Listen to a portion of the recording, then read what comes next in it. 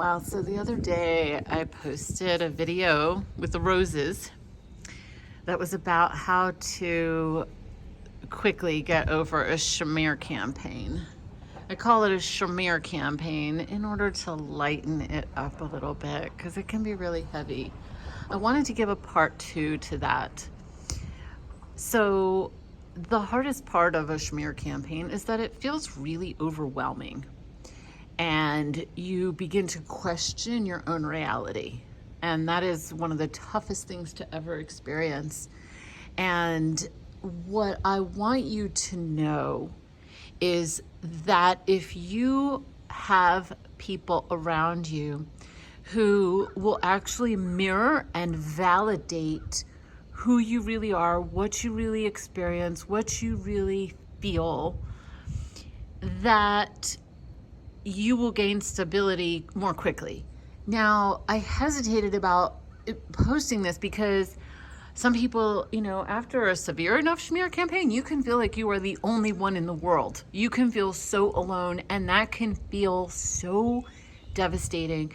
And so one of the ways people handle that is they get a therapist, right? But here's the thing.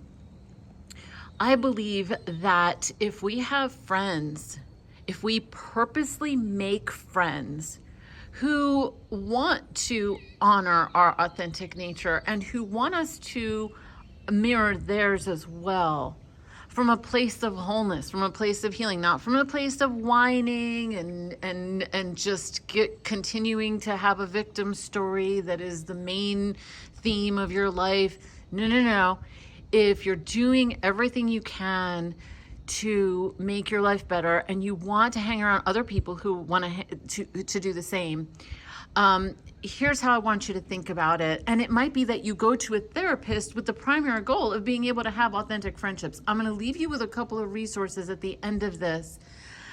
So when people are in trauma, and I know this because I've led joy-based living now for 8 years, and I did not expect to end up in a trauma conversation for like 4 of those years. It was shocking because we realized one of the main things that's in the way of joy is shame and self-shaming, and how much shame is in our culture, in our media.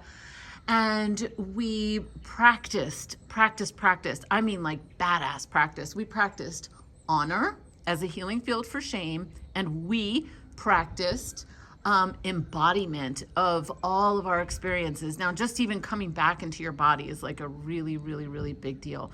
And what I learned from that is when somebody's in trauma and they're healing from trauma, what they need most is a hug. Like, they need to feel like the smaller part of themselves feels safe enough to want to come out, to be seen, that it's okay, that I can feel, I can come back into my body, other people can relate to me. And I wrote a book called Sanctuary. It's free at joybasedliving.com.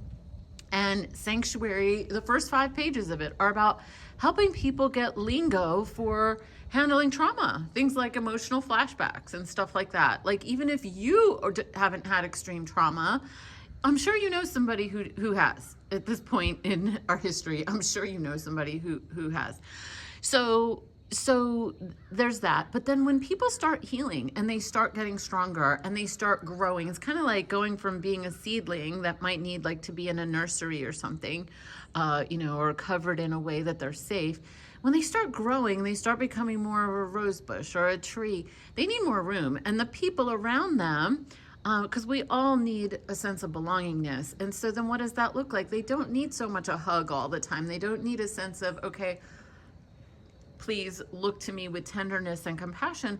They need a sense of, okay, I'm going to step back and I'm going to still look at you like you are the coolest sports team in the world. I'm going to look at your desires, your feelings, your possibilities, your fears. I'm going to look at you I'm going to stand back a little bit, open my arms wide. Instead of giving you a hug, like in a more compassion space, I'm going to widen my arms and like just let you know I see you and I love what you're up to, and you don't have to be perfect, and I think you're amazing, and keep going. So there's like a sense of a creative energy. I kind of think of it's natural to experience that stance. Like if you're looking at people who are learning a new sport, or like, yes, come on, you can do this. Or a baby learning how to walk. Yes, you can do this. And so what helps most after a smear campaign is having people in your world who know how to mirror you in a healthy way. Now, I told you I'd give you a couple of resources. I wrote a book a few years ago when I started Joy-Based Living. It's called The Joy-Based Living 12 Practices. These practices, we have reviewed them every 6 months for the last few years. And over and over and over, like reps, where the world wants to go. Here is how you need to see yourself. You need to see yourself like you're just a cog in a wheel. You're just a number. You're not that important. These exercises are designed to look inside and say, who am I really? Let me embody my experience. Let me get to the truth of what I really feel, what I really know about who I am.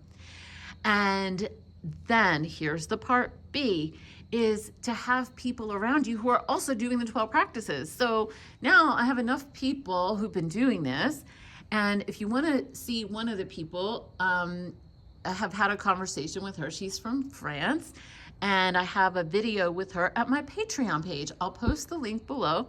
And I've had some conversations with her about how she has started to have more meaningful conversations with her best friend and with people who are in her world who are also mothers. She's a mother. And they're having more authentic conversations now, because that's what this book, these 12 practices, invite you to do. Embodiment and honor, embodiment and honor, embodiment and honor. Because the healing field for shame is honor. And the healing of dissociation or disconnection from yourself, which is a definition of trauma, by the way, disconnection from self. Most people don't even realize that they're disconnected. Well, the healing of that is embodiment. So healing from a smear campaign can happen a lot more quickly when you have people around you who are stable in themselves and who can hold you stable in themselves. And you can certainly get a therapist to help you to create that kind of stability in yourself, because when people look at you as though you are honor worthy, you're worthy of honor, and you will become more able to do that for yourself, and you will also become more, you'll have more feelings of safety for being more present in your own body. So I want this for you. Having this in your collection of strengths will help you greatly for your entire life. So like I said, if you feel like you have a friend that you can do this with, great. Go get the 12 practices like yesterday. Go, just do it. Just do it. Do it by yourself. Invite a friend to do it with you. And if you feel really alone, please get professional help. Get professional help and tell them, look, I really want to develop authentic friendships. That's what I really want. In fact, the first quote in the Sanctuary ebook, which you can get for free at joybasedliving.com, is by Sam Vaknin, who is the author of Malignant Self-Love, and it's about narcissistic abuse. He actually coined the word narcissistic abuse in the 1990s. And his quote, I'm gonna fudge it up right now, but this is where we're gonna close.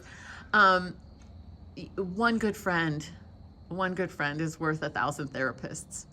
Something like that. One good friend can just make your life the best it can be.